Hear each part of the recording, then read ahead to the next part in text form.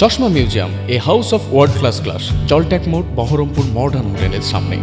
আজিমগঞ্জ মুকুন্দবাগ গ্রাম পঞ্চায়েতের ফতেজানপুর সংসদ এলাকার মেম্বার প্রতিমা মণ্ডল ঘোষ এবং তার স্বামী উত্তম ঘোষকে ঘিরে বিক্ষোভ দেখালো এলাকাবাসী। দীর্ঘদিন ধরে সরকারি প্রকল্পের টাকা তোলা, কাটমানি খাওয়া, তোলাবাজি সিন্ডিকেটের অভিযোগ এলাকাবাসীর।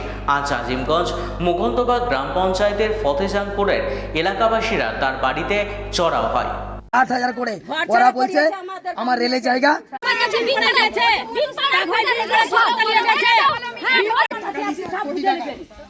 এক কোটি টাকা নিয়েছে এখন তো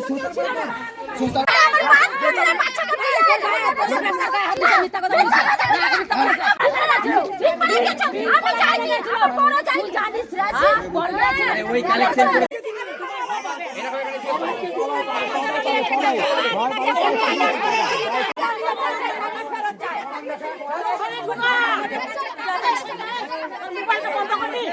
আমার ঘরের টাকা ঘর দিয়েছে, সেই টাকা আমার কাছে 30,000 টাকা নিয়েছে।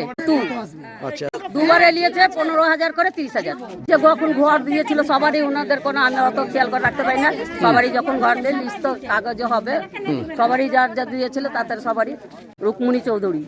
আমার ঘর করা হলো লিস্টে অতটা মনে নাই, কিন্তু তাহলে 2-2.5 বছর হবে, এরকম হবে। ঠিক আছে, টাকা ঢুকলো, প্রথমে 60,000 টাকা ঢুকেছে। 60,000 দিয়ে টাকা তুলে নিয়ে এলাম, 20,000 টাকা দিল। ঠিক আছে, 20,000 করে দিত তখন লকডাউনের সময়, ভর্তির লকডাউন চলছিল।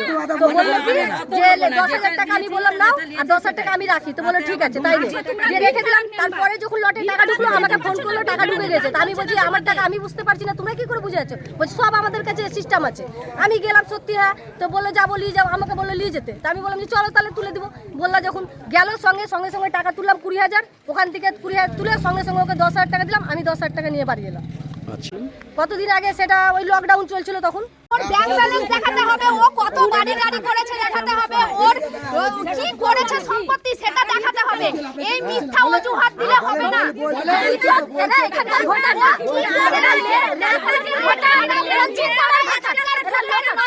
এরা